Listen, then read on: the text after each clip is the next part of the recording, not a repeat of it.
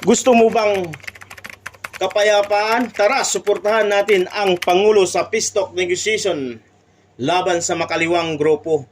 At ito, suportado rin ng House Speaker Martin Romualdez, ang sinusulong na peace talk ng Pangulo. Bakit hindi natin subukan at idaan sa mapayapang usapan para wala ng buhay ang mabubuwis dahil sa lintik na digmaan na yan?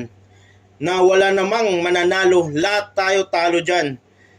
At sa tingin ko, wala namang Pangulong ilagay sa pahamak ang taong bayan. Lahat sila ay may magagandang plano sa ating bayan.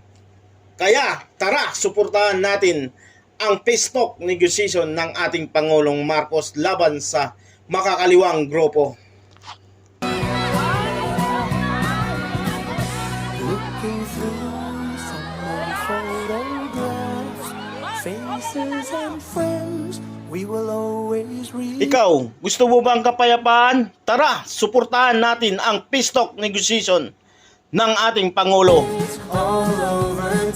Ako bilang mamayang Pilipino, gusto ko rin ng kapayapaan dito sa ating bansa. Kaya suportahan natin yung peace talk negotiation ng ating Pangulo laban sa makakaliwang grupo.